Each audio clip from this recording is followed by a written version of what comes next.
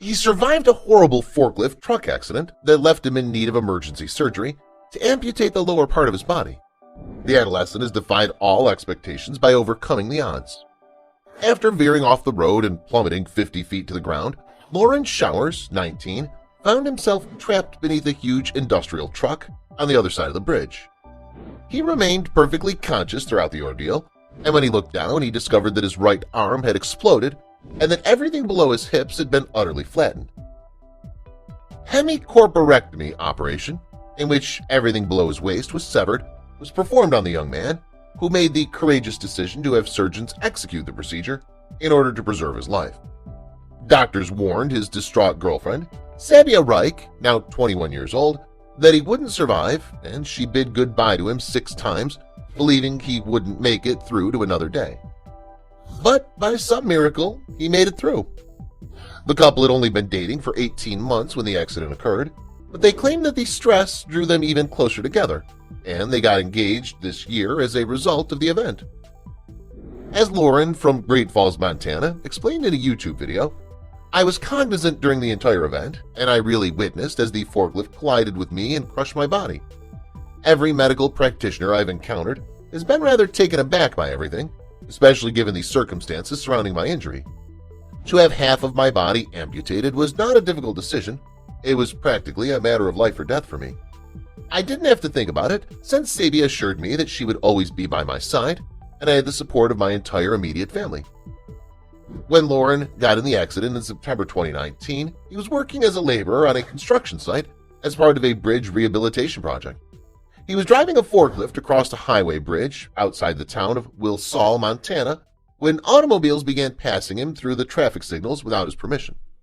Because of the drastic narrowing of the single lane, Lauren was forced to veer dangerously close to the bridge edge as a car passed him, causing the ground to disintegrate beneath his feet. He attempted to jump off the falling forklift, but his leg became entangled in the seatbelt, causing him to be thrown from the apparatus as it dropped 50 feet down a steep incline.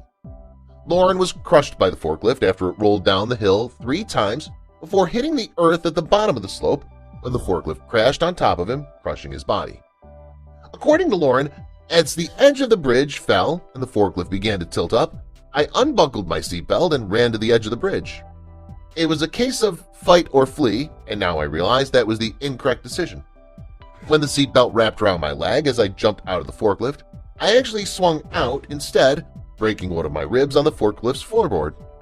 I tried to stay on top of the forklift as much as I could while it rolled, but I was thrown from the forklift at the bottom of the hill when it finally came to a stop. I was completely conscious the entire time. When the forklift came crashing down on my hips and right forearm, I was completely unaware of what was going on.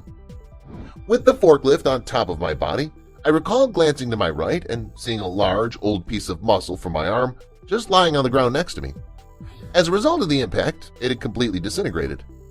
We later discovered that he was able to survive because the ground was so soft due to the fact that Lauren's team had just finished shifting it, Sabia explained.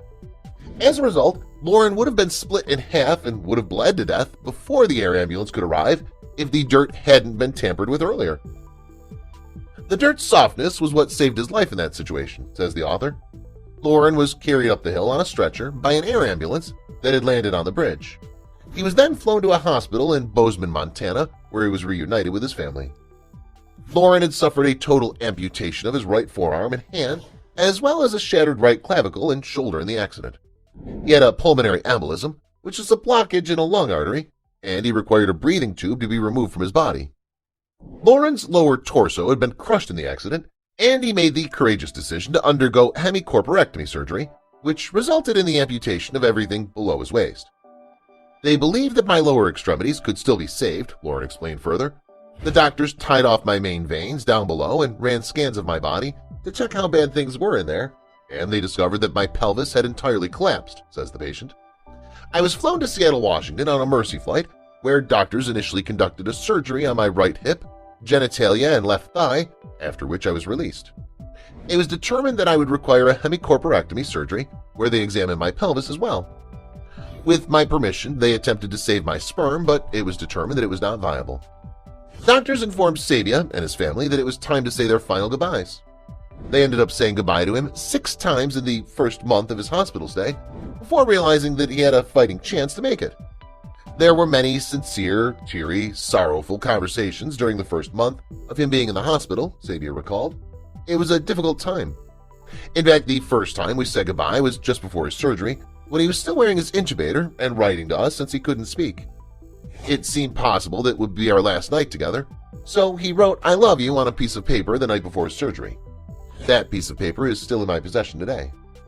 There were numerous occasions when the doctors informed us that he was likely to die, and as a result we had these extremely lengthy "I love you" and other such chats. It used to happen to me that the doctors would say he was going to die, and then we'd have a goodbye talk and he would not die. It was terrible, to put it bluntly, and we despised it. His health was playing a joke on us, saying things like, "Haha, we're good now, but we're going to die soon, so you'll all be unhappy." But he ended up living. Lauren was transferred to a hospital in Montana a month after his accident so that his family could visit him. Doctors still believed he would die, so he was transferred back to Montana. His health, on the other hand, began to improve at an astonishing rate. Initially, doctors predicted that he would be in the hospital for at least a year and a half, but he only stayed for 3 months before returning home for 4 weeks of rehabilitation. With the help of a video, Lauren learned how to put on his bucket prosthetic and climb into his wheelchair without assistance. Throughout it all, Lauren had been really creative in order to make himself as self-sufficient as possible, Sabia added. In our new existence, whenever a challenge presents itself, he merely finds a way around it and comes up with a wacky solution that a regular, abled person would never dream of. If I were in his shoes, I'd definitely be wallowing in self-pity and resentment.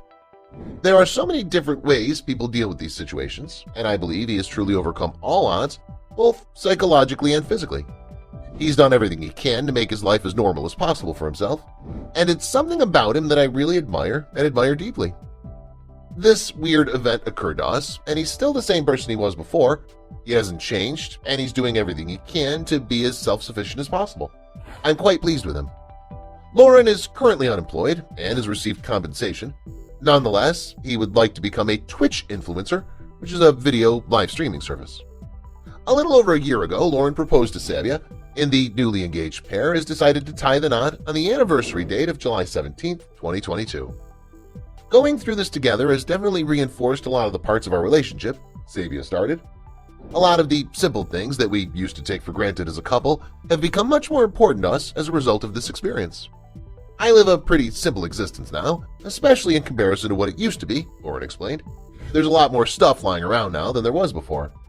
It took me about 3 months after the accident before I was able to comprehend just how incredible and wonderful it is that I'm still alive. We want to explore the world first, then have children and raise them to be better people than we are, which is a really straightforward life. When Sabia was having a difficult day, I proposed to her earlier this year when she was freaking out about it. When she turned around, I took out the ring and waited for her to notice it in my hand before asking if she'd marry me. My best advice to anyone going through something like this is that you can't spend your time worrying about the things you don't have, and that you must make the most of what you do have.